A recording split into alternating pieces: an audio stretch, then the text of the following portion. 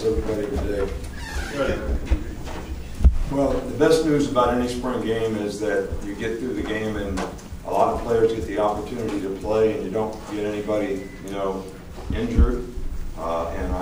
That's the case today. The two guys at Sherry's Flowers, got a little bit of a shoulder, but it's not a big issue. And Shank has had a sprained knee all spring and sprained it again a little bit, but it's nothing serious and not surgical. So he just needs some time to heal up and rest. But I kind of look at the spring practice, especially the spring game, as an opportunity to see where your team is. It's almost like midterm in school. It's not the final exam. It kind of shows you the progress that you've made to this point, how many guys you actually have out there that have made the kind of progress that they need to make, that they can go play in a competitive situation and elevate their game and play with some kind of consistency. It also points out, the areas where you need to improve, individually as well as collectively, as a team. And where we have to invest our time to, in the future, to be able to fix some of those things. I was very pleased with the way our two young receivers played. Today they both made plays. They both played with confidence. I thought the first offense did a pretty good job of run-pass balance. I thought the two quarterbacks that played with that team had a much better opportunity. All right, so you're going to ask me about all this stuff, and you're going to look at this and say, well, these two guys played better. Well, if I had to play on those two teams, I would have played better on the white team. That's me playing quarterback. And I can still play quarterback. Okay, I can sling a little bit. I can't see very well. All right, and I might not be able to avoid the rush like I used to. But I'm just saying that they had a much better opportunity. We lost a lot of players on offense, so we don't have a lot of depth on offense right now. So it really affects the second unit a lot more than it does the first, especially when you add a few guys that are injured.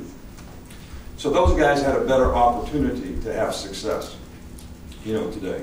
And they took advantage of it and did a good job. And I thought Jake did a good job through the one pick that was a pick six. And, that would be one of the things that I would say the turnovers, a big emphasis this spring has been the ball. All right, how are we going to take care of the ball on offense? How are we going to ball hawk on defense? Well, we obviously did a better job of ball hawking on defense because that's way too many turnovers, even though there's two games going on out there, not just one. But got to take care of the ball. That's something that's turnover margin, turnover ratio, probably the number one. When Jason Garrett here, he had NFL stats from 5 years, 10 years, 15 years, 20 years. When you're +1 in turnovers, you got like an 80% chance to win. When you're +2 in turnovers, you got like a 95% chance to win, and it goes up from there. All right, so that's really important to get them and to take care of the ball. We need to do a better job of that. So, this game was set up, to try to look at the quarterbacks, to try to give them an opportunity. I think the guys that played with the second team, because the offensive line was not probably up to snuff, or what it needs to be relative to the second defensive line, they probably didn't have the same opportunity to have success. So there can be no great conclusions drawn from any of what happened today, other than, we're pleased with what we saw in some of the guys. We'll certainly take that into fall camp and this summer and try to build on it. And I was encouraged by the way the first offense especially played.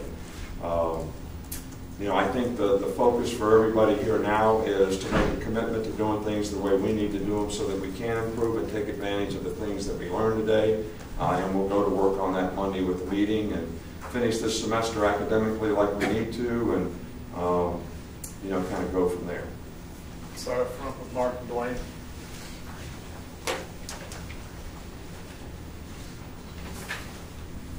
You talked about the ball hawking. Just what did you see from your view from the secondary with all the interceptions and things like that?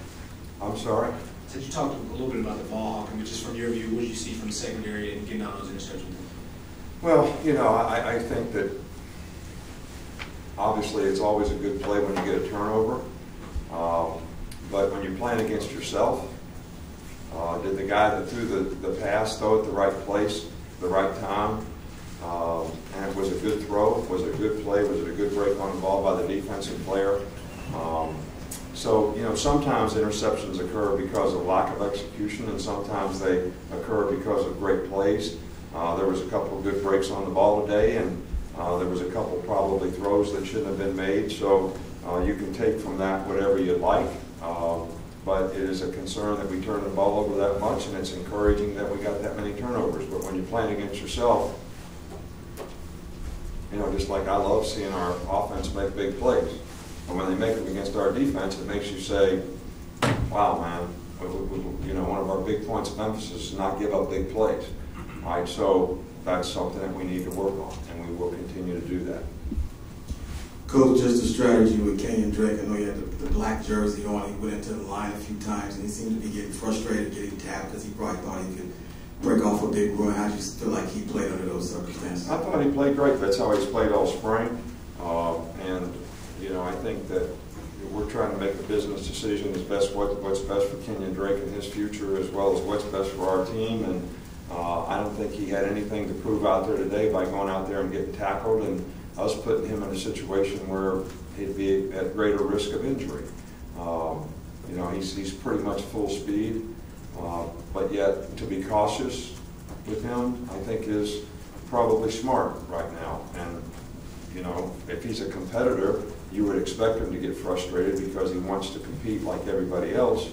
But I think with a cool head and under normal circumstances, if any of us sit down and had a conversation with him, he's probably pleased with the spring that he had and feels, you know, great about the fact that he got a lot of work in and he didn't get exposed a lot, and he's going to have now a great opportunity for 3 or 4 months to continue to build on that, and he didn't put himself at any great risk of injury. Go to the right there in DC. You mentioned that things weren't equal for each quarterback. So when you're evaluating the film, how do you take that into account when, you know, a certain quarterback maybe has better receivers or going against a lesser defense?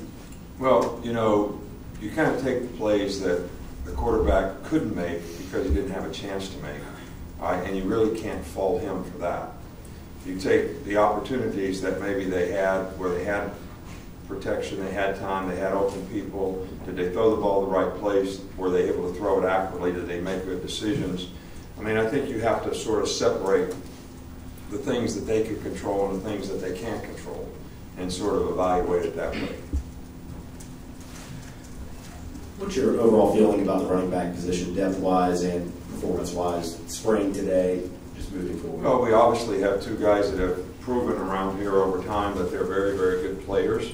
Bo Scarborough was having an outstanding spring, played really, really well in the first scrimmage. You know, and then Ronnie Clark's coming off of an injury, not 100% yet, probably speed-wise. Desarius Flowers has basically been hurt all spring long. And we have a freshman runner coming in.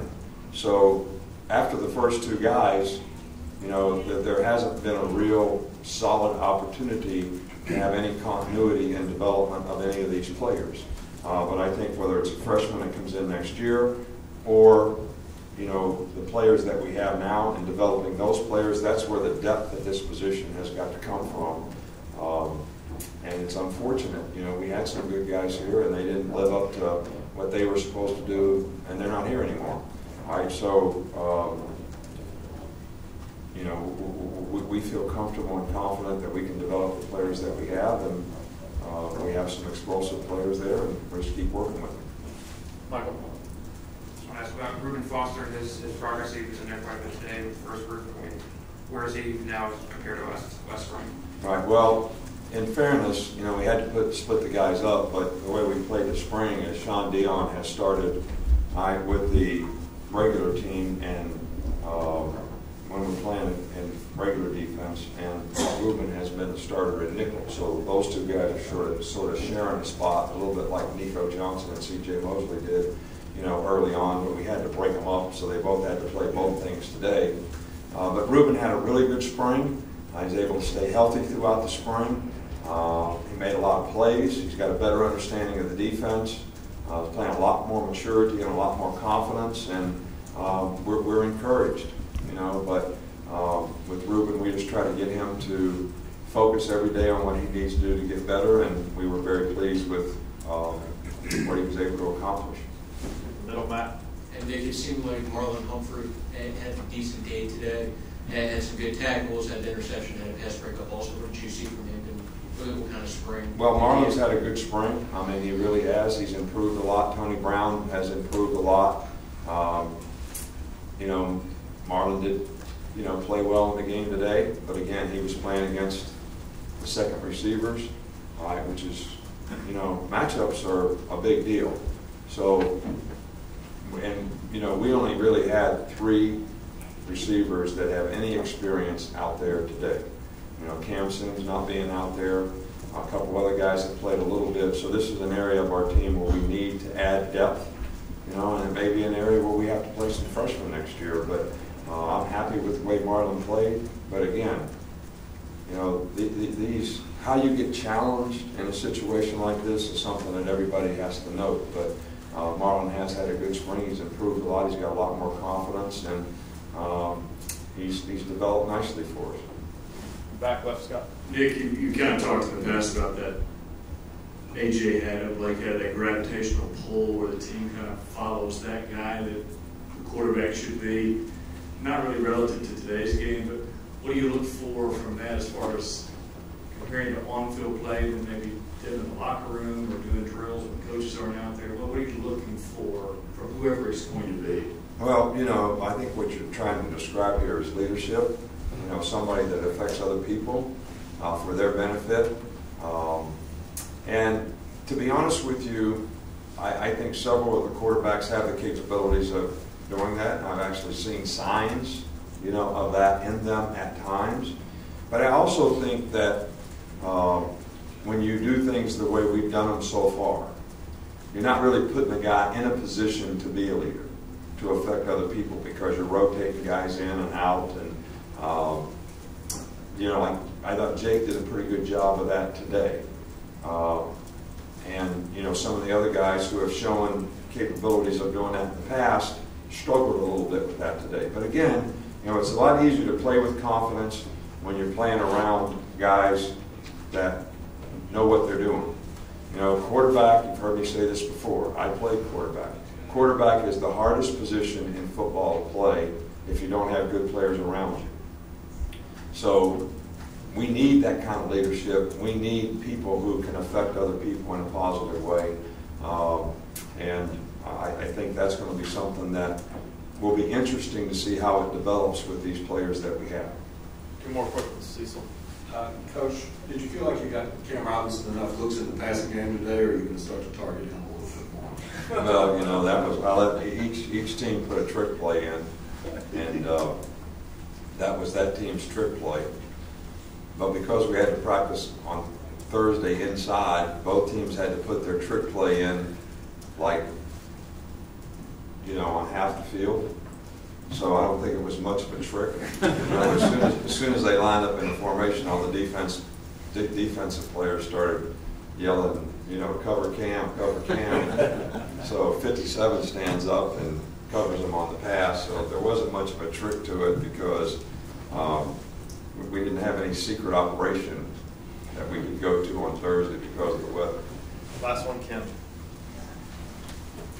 Just outside of OJ, talk about your tight end group and how you feel, you know, getting out of spring. Well, you know, Ty Smith has really made a lot of progress this spring. I think he's got a lot more confidence right now. You know, Dakota Ball played some tight end last year. He developed in the spring. Johnny Dwight, we moved from the defensive line, and he's not played a lot of tight end before. So, you know, this is also an area of our team where we need some, you know, we recruited a tight end. He's going to have a great opportunity, and we need to improve.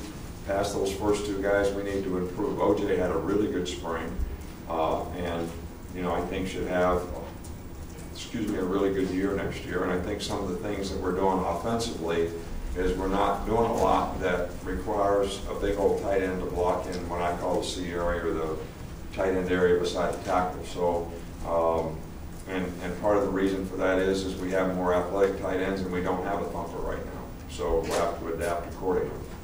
Thanks, Coach. All right, thank you.